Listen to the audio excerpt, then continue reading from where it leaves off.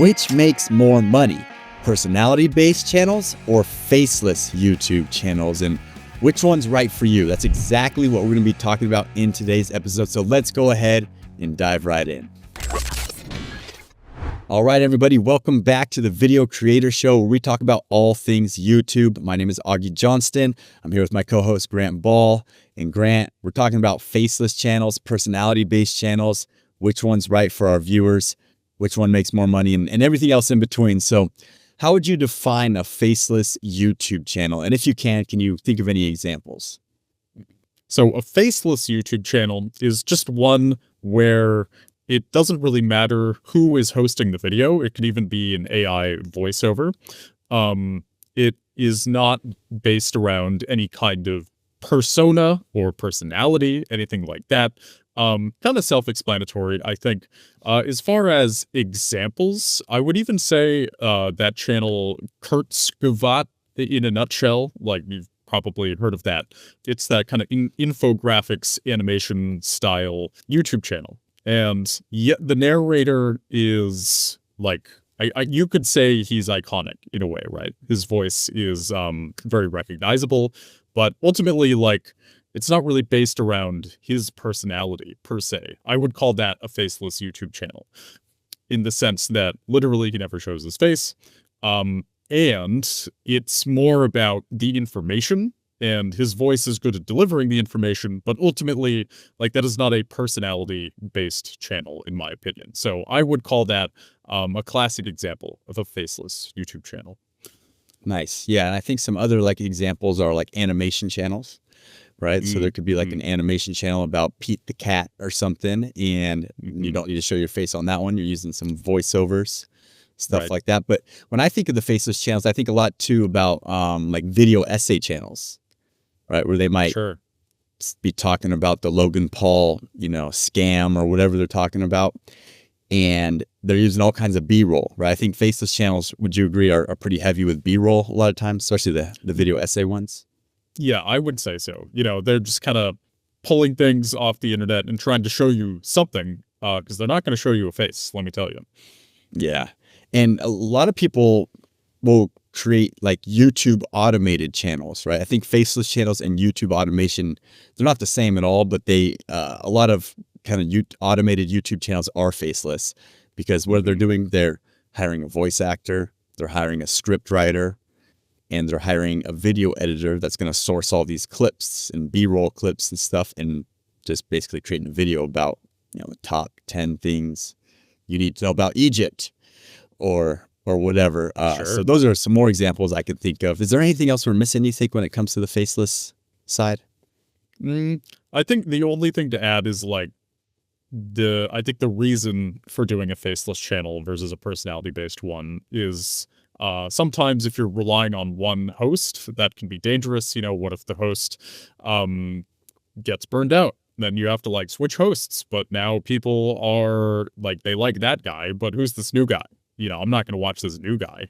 That is a danger of a personality-based channel. So that's kind of a big reason why you might want to do a faceless channel.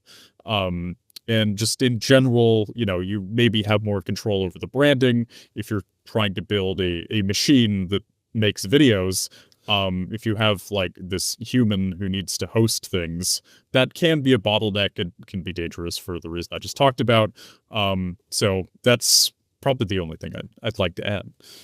Okay, so let's talk a little bit about personality-based YouTube channels. I mean, there's not much explanation here because these are typically just YouTube channels where it's somebody talking to the camera, vlogging, doing something. And, a lot of times these YouTube channels are named after the person. It's personality-based.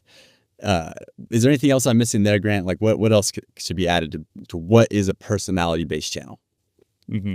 Well, I think the biggest thing, like you nailed it there. It's based around a person.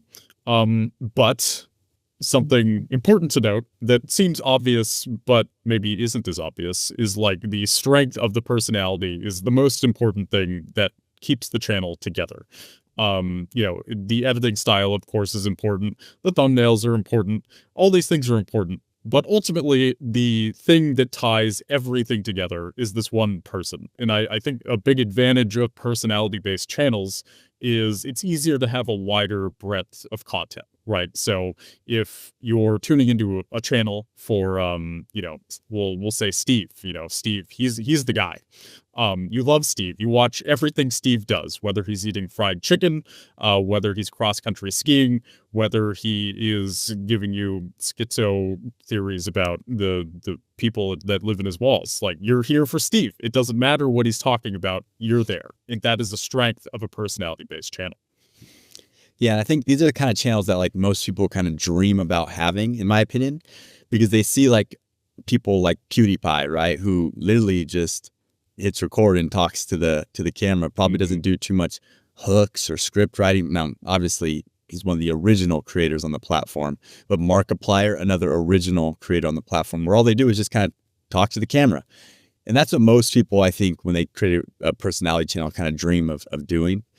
But does that seem like a viable business model, or maybe not business model, but YouTube channel model these days? Absolutely. I don't think that's ever going to go out of style. I think personalities have been important since before civilization, right? There's always somebody who's getting the most attention in the tribe, in the group of people, right? Yeah, I don't think that's ever going to go out of style, especially with something like YouTube. I think the easy thing about a personality-based channel is usually they are born from somebody who just, they want to make videos. They have something to say. They want to express themselves. So in that sense, I think creating a personality-based channel is a lot more intuitive than creating a faceless one.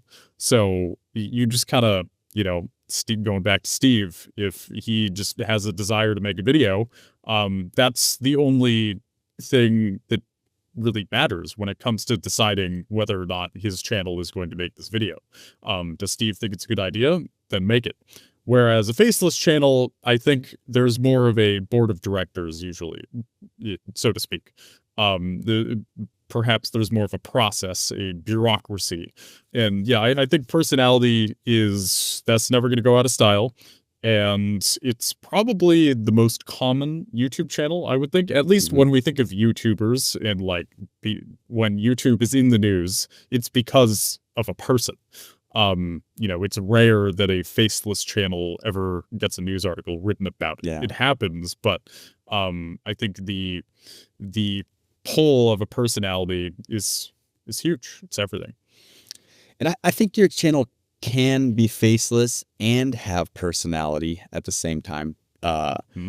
Because if it's not just like a written script voiceover, right? Because I can think of some creators that really don't show their face, that do kind of like the video essays, like I mentioned earlier, and their personality shows through because they're funny. And that's why their content does well, is because it's engaging, it's funny, and the things that they're saying, are valuable or funny in general. And like, that'd be like my advice if you're going to make a personality-based channel, is like, so many people are just so boring on their YouTube channels that their personality is just too dry. And you have to like, PewDiePie was just talking to the camera, but he was funny and he was quirky. And like, I don't know, when he said, like, he would say things that people would laugh. So I think that's the thing that people need to keep in mind, is like, everyone feels like they have something to say. They want to start a YouTube channel and they want to do all that. But it's like, dude, if you go and create a YouTube channel and then you just like, all right, in today's video, I'm going to be talking about lawn care. It's like that. That's not going to get it done. And like when I work with clients, right? Like a lot of times we look kind of like at the video creation process for them and we go, okay, I'm going to identify where I think you need to put, you got the most room for growth. What you need to improve on. A lot of times it's the camera presence. So I would say, like, if you're going to go personality-based channel, which most people do, you have to be polarizing. I mean, you got to kind of like take a side. You got to say, like, I hate AI. AI is ruining the world. It's no good. I don't use it in my videos. If you use it, you're a fraud. That's maybe used to tech channel, and that's kind of the stand you're taking. Or the opposite, like, hey, AI is taking over all your jobs. If you're not learning AI, then you're going to get left behind. And anyways, I know I'm kind of ranting now, but it's just huge. It's a huge tip that everyone should take. If you're going to start talking to the camera, like, be polarizing and take a side. So, All right. So why do you think most creators would choose either side? What are the pros and cons? Like, why would someone say, I'm going to choose Faceless, for example? hmm hmm Well, I think it depends on what you're trying to get out of YouTube. I think the reason somebody would choose a personality-based channel is simply because they are the personality and they have something to say. Or maybe you have a team and it's obvious that one person can really carry the flag in that sense, so they kind of get chosen on the team to be the personality, or they step up and it just sort of happens organically. Whereas a faceless channel, I think usually when there's a faceless channel, it could be one of two things. One is it's a business idea, and you just kind of want a stable business that doesn't have the wonkiness of like one person kind of hosting everything. And the second thing is maybe you just don't want to be on camera. Maybe you don't like the attention. Yeah. Maybe you like to be kind of not secretive, but you just don't want the attention. You don't want your face out there. If you do get big, you don't want people stopping you on the street saying hi. So it is more anonymous to have a faceless channel. Yeah, in my experience, it usually just comes down to anonymity, and it's a business choice. It's perhaps more reliable to have a non-personality based channel. You can kind of switch out the what's going on behind the scenes, and it isn't that noticeable to the people watching. Yep. And I also think that, these faceless channels, they actually, you can sell them. Like, I don't know if that's against the terms of service, but there's like marketplaces online. I can't Mm. remember the exact website where you could sell your YouTube channel. And it'd be pretty hard, I think, to sell a personality based YouTube channel because yeah, it's called Augie Johnston. That's the name of the channel. You can also bring in Fred and do it that way. So, there's another kind of, I guess, con or downside to a personality and showing your faces. It's not sellable. If that is your business and you want to make an exit, like you want to sell your business, like that's not going to help you. People normally like businesses where there's really no face attached. And yeah, I don't know. I do see those faceless channels being sold sometimes. So let's talk a little bit about money now. So which one do you think has like a higher ceiling of making somebody money? Like if they're like, hey, I'm going to start a YouTube channel because I want to start making money through AdSense and then also a business behind it and everything. Which one do you think has the bigger ceiling? hmm I think personality based tends to have the biggest ceiling. Because when you look at the biggest YouTube channel, or yeah, the biggest YouTube channel, let's just look at that, Mr. Beast, right? He's kind of the the golden boy of YouTube in a sense. Some controversies, but you can't deny that he is extremely successful. He's number one. I think that tends to have the highest ceiling for sure. It's not that faceless channels can't have a really high ceiling, but I think in general, it's a faceless channel tends to be spearheaded by like a whole team, whereas a personality based channel, there's like one person kind of at the top and they are calling the shots for everything. So yeah, I think personality based it tends to have the highest ceiling for sure. Yeah, I would agree. I mean, it's way easier probably to get brand deals, way easier to release a product and have a whole company behind it. But I will say that there has been, like, I would say over the past 5 years, a huge rise in faceless YouTube channel. It's kind of like that whole trend kind of started like within the past 5 years for sure. I don't really remember before that seeing too many, maybe some top 10 videos or stuff. But why do you think that is? Why do you think the faceless channels are getting more popular? I think there's just a lot of people who see the revenue potential on YouTube, and these people are more business minded. I think if you look at the early days of YouTube, it was more creativity and interesting people wanting to make interesting videos. But as YouTube became more established, it became a place where people who were more business minded could also find their footing and potentially make some money and provide some entertainment or information or whatever it is that they have a channel about. I think that's the biggest thing, is just as YouTube became more established, it became a place for business as opposed to just for creativity. Yeah, and a lot of these faceless channels are really just trying to stack up ad revenue, right? They're not even really Hmm. getting sponsorships. They're not really launching businesses on the back end. They're just trying to rack up ad revenue. Hmm. And that's mostly the YouTube automation ones, right? Like these YouTube automation ones are, I see them all the time on X. People post, oh, I grew this channel. It's making $20,000 a month, like off ad revenue. And they're just pumping out, uh, to me, it's kind of like, I don't like the content. It's bad. It's totally like AI driven and AI created it. And I Gross. don't watch that. I consider that stuff YouTube spam, to be honest. Like I don't watch that stuff as soon as I know it's created by AI and even AI voiceover, even if it's a human voiceover, like if there's no personality based behind that voiceover, then I'm not watching that. How about you? Like, would you watch something where it's faceless and you can tell that it's not like there's no like personality behind it right in the script or anything? Virtually never. I'm the same way. You can almost sometimes tell just from the thumbnail and title, like, oh, this is going to be like an AI slop video. I'm the same way. I think a lot of people are the same way. It's not that it can't be done well. I've maybe seen some examples. I think usually the examples that use AI and are super duper faceless that work. You can tell like the writing is done by a human. Like it feels very intricate and well done and thought out, and that makes a huge difference. And they just kind of decided to use an AI voiceover, and it matches the vibe. And like, it's not that it can't work, but in most cases, I find that it just, yeah, I don't want to watch an AI video. It's too faceless, you know. And so I wonder, like, are these claims of $20,000 a month off this faceless YouTube channel, are they just fake or are they real?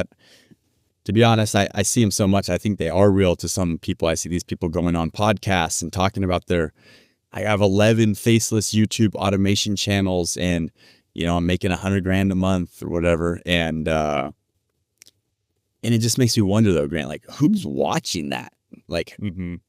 how is that even, how is that even possible? I think it must just be that the algorithm recommending those videos to people that for whatever reason just want to consume information.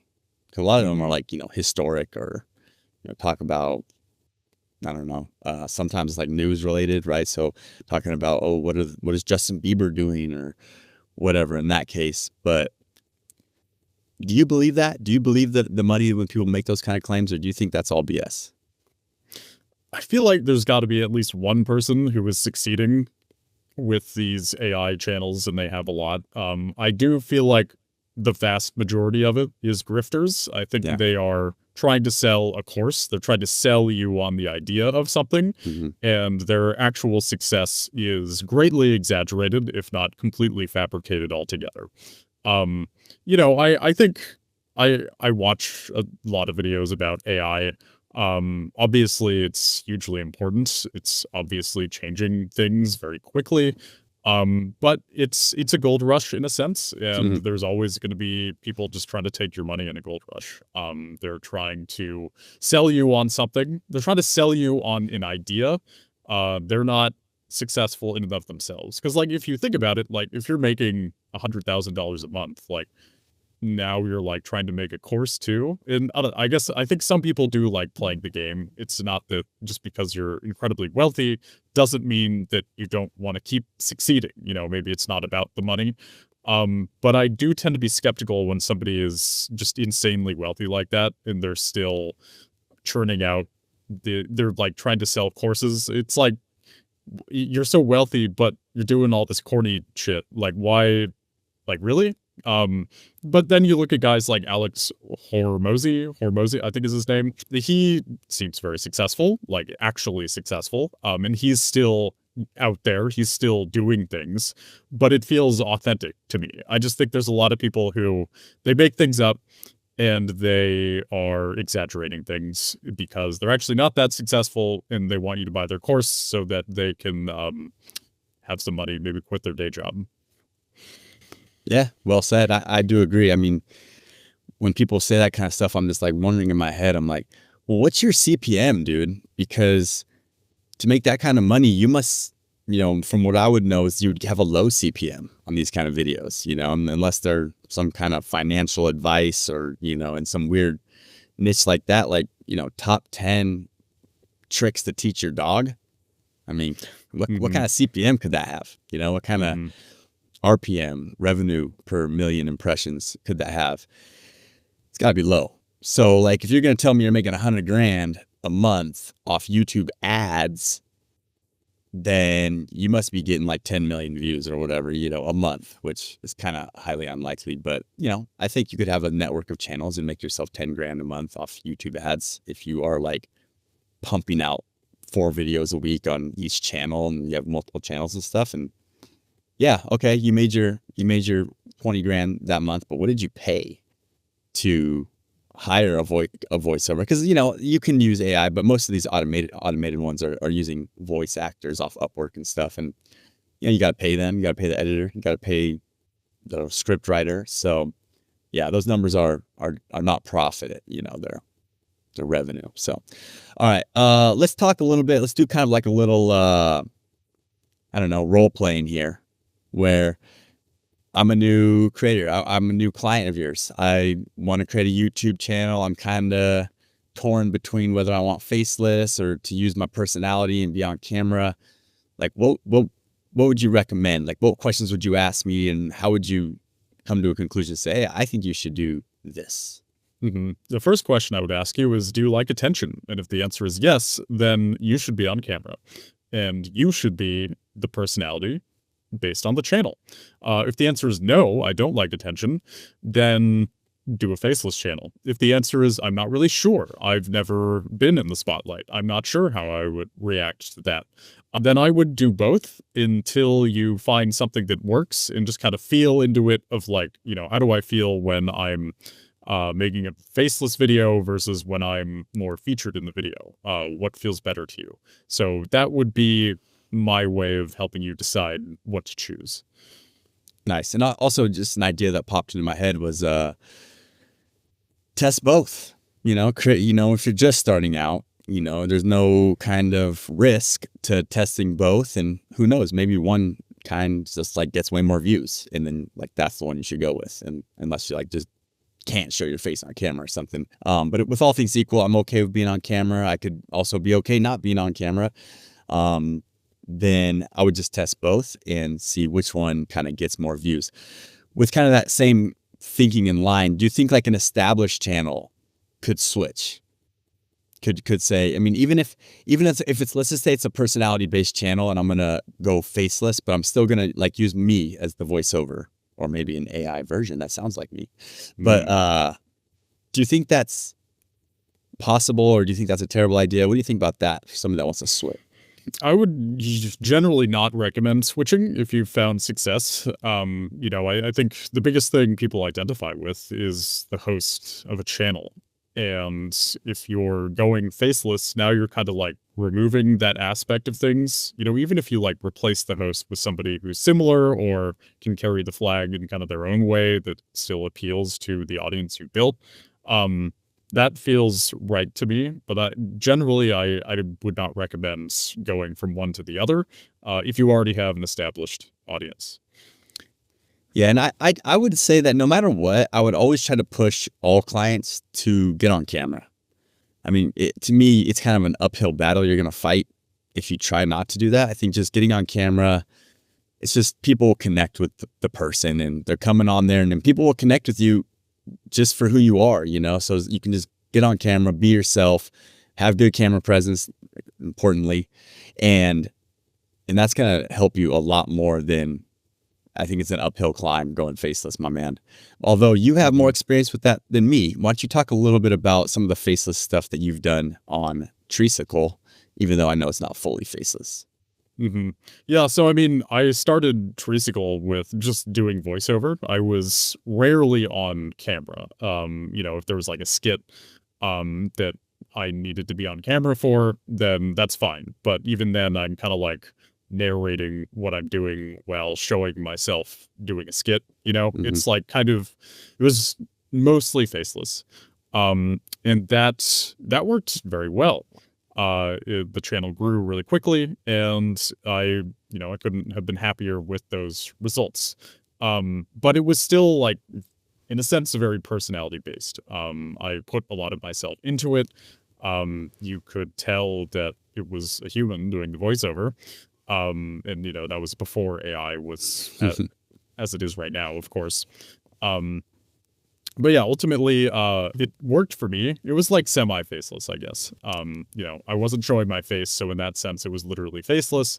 But it wasn't in the sense that my personality was very much in the videos.